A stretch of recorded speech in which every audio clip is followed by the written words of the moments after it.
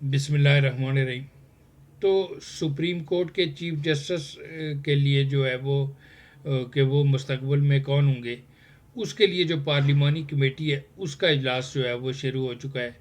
اور اب یہ پارلیمانی کمیٹی فیصلہ کرے گی کہ مستقبل کے سپریم کورٹ کے چیف جسٹس جو ہے وہ کون ہوں گے۔ تو ماضی میں تو سینئر موسٹ جو تھے وہ سپریم کورٹ کے چیف جسٹس بن جاتے تھے، لیکن اب یہ 26ویں آئینی ترمیم جو ہے اس کے بعد جو ہے پارلیمانی کمیٹی فیصلہ کرے گی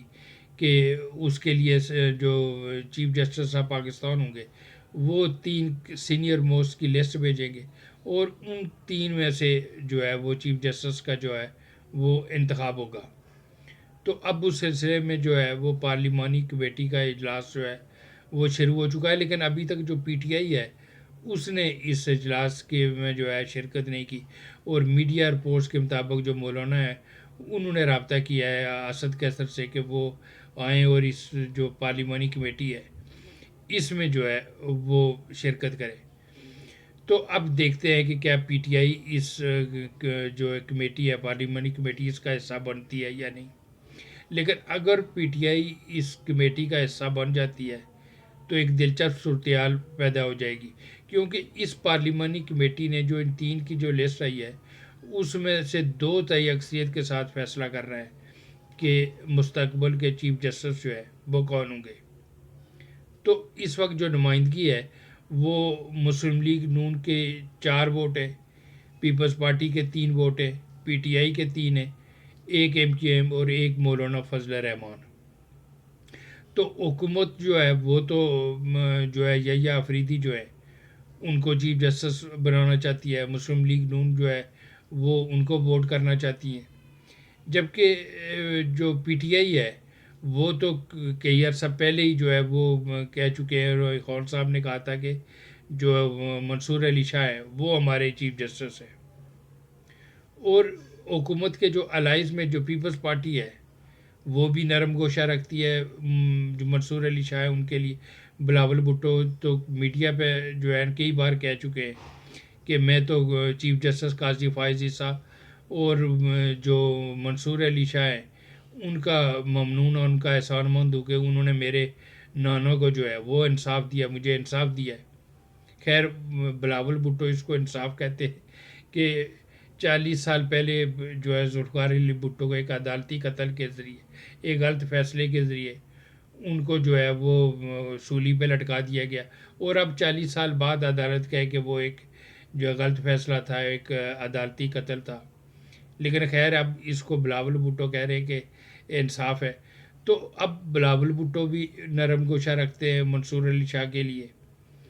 اور ان کے ساتھ جو اپوزیشن کے دوسری جو ہیں وہ مولانا صاحب وہ بھی منصور علی شاہ کو جو ہے وہ ان کے ساتھ کھڑے دکھائی دیتے ہیں۔ تو اگر پی ٹی آئی اس اجلاس کا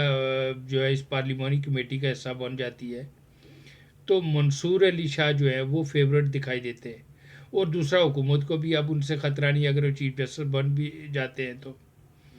تو کیونکہ اب آئینی معاملات جو ہیں وہ باہر کر دیے گئے ہیں، اس کے لیے آئینی بینچ جو ہے وہ تشکیل پائے گا۔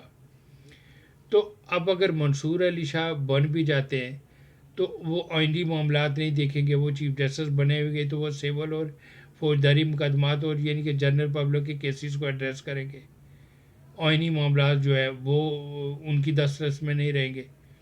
تو اب وہ بھی ان سے خطرہ نہیں ہے کہ جیسے ماضی میں تھا کہ اگر یہ فارم 45 اور 47 والا جو ہے بیانیہ پی ٹی آئی کا اگر یہ الیکشن کھلنا شروع ہوئے تو کہیں ایسا نہ کہ حکومت کی جڑام سے نیچے آ جائے۔ تو اب وہ آئینی معاملات باہر کرنے کے بعد یہ خطرہ بھی نہیں رہا۔ تو اس وقت جو ہے وہ چیف جسٹس کے لیے منصور علی شاہ فیورٹ دکھائی دیتے ہیں،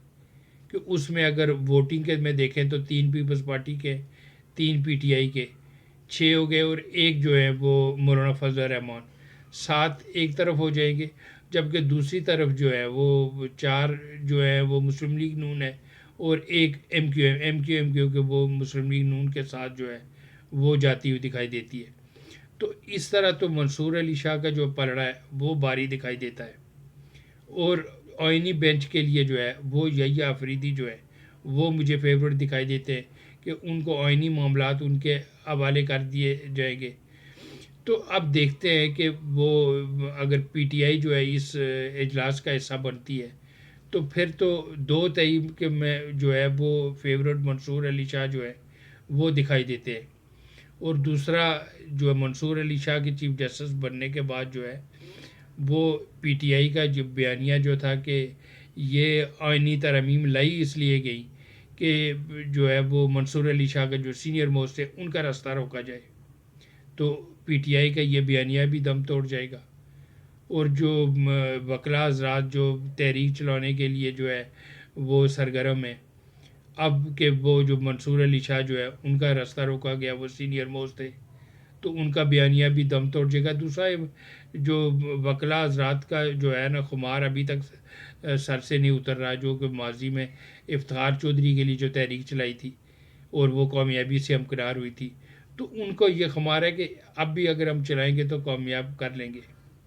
حالانکہ اس تحریک کی کامیابی میں ان کا حصہ تو 5% بھی نہیں تھا. وہ جنہوں نے یہ مینج کی تھی جو اس تحریک کے پیچھے تھے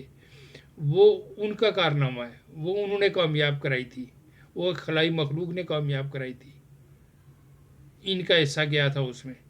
یہ تو ایک مورے کے طور پہ استعمال ہو رہے تھے لیکن ان کو شاید یہ غلط فہمی ہو گئی ہے کہ ہماری جدوجہد سے جو ہے چیف جسٹس افتخار چودھری بحال ہوئے تھے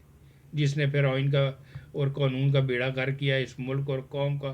بیڑا گر کیا اس نے. تو ان کا بیانیہ بھی جو ہے وہ دم توڑ جائے گا. اور دوسرا جو آئینی ترامیم ہے ان کی کریڈیبلٹی جو ہے وہ بھی ان کی قبولیت جو ہے وہ بڑھ جائے گی کہ تمام جماعتیں جو ہے جو یہ بیانیہ پی ٹی آئی کا یا وکلاء حضرات کا وہ یہ دم توڑ جائے گا. تو اس کی جو آئینی ترامیم کی جو کریڈیبلٹی ہے وہ اس میں بھی اضافہ ہوگا. تو اب دیکھتے ہیں کہ عقل غالب آتی ہے یا بحث کیونکہ اگر ایسا ہو گیا منصور علی شاہ کو بنا دیا تو اب ان سے خطرہ بھی نہیں ہے. جو مولانا فضل الرحمان نے کہا تھا کہ جو پہلا مسودہ آیا تھا جو آئینی ترامیم کا تو اس میں تو کالا سانپ تھا اور میں نے اس کالے سانپ کے دانت توڑ دیے. تو اس کالے سانپ کے یا اس کالے ناگ کے دانت ٹوٹے یا نہیں ٹوٹے یہ جو چیف جسٹس جو بنے گا اس کے دانت انہوں نے توڑ دیے. اب یہ فنکار تو لگا سکتا ہے لیکن ڈنگ مارنے کے قابل نہیں ہوگا. وہ تو سارے کیسز آئینی عدالت میں چلے گئے اس آئینی بینچ میں چلے گئے تو اب ان کو خطرہ بھی کوئی نہیں رہا. اور پی ٹی آئی اور وکلا کا جو یہ بیانیہ ہے کہ یہ سینئر موسٹ جو ہے راستہ روکنے کے لیے یہ آئینی ترامیم لائی جائے گی وہ بھی دم توڑ جائے گا. تو اس طرح تو ستہ ہی کہہ رہا ہے کہ سانپ بھی مر جائے گا لاٹھی بھی نہیں ٹوٹے گی. تو اگر عقل غالب آئی تو منصور علی شاہ کو جو ہے وہ چیف جسٹس جو ہے اور ویسے بھی اگر جو اس اگر دو تئی کی اگر دیکھا جائے تو مجھے تو جو ہے فیوریٹ جو ہے وہ منصور علی شاہ ہی دکھائی دیتے ہیں. اور آئینی بینچ کے سربراہ کے طور پہ جو ہے وہ یحییٰ آفریدی ہے. جبکہ یہ بیچ کے ہمارے جو منیب اختر صاحب ہے وہ 3 کی لسٹ میں تو ہے لیکن اصل میں نہ وہ 3 میں ہے نہ 13 میں. اس بیچارے کو نہ کوئی مسلم حکومت کی طرف سے نہ حکومت کا الائز اور نہ ہی اپوزیشن سے اس کو تو کوئی دیکھنا ہی نہیں چاہتا. وہ اس لسٹ میں تو موجود ہے لیکن اس کے بارے میں ایک ووٹ بھی مجھے نہیں دکھائی دیتا. وہ بیچارہ ایسے ہی جو ہے نا اس کو اس لسٹ میں جو ہے منیب اختر کو جو ڈالا ہوا ہے. تو ان دو میں سے جو ہے لیکن فیوریٹ جو ہے وہ مجھے منصور علی شاہ جو ہے وہ دکھائی دیتے ہیں.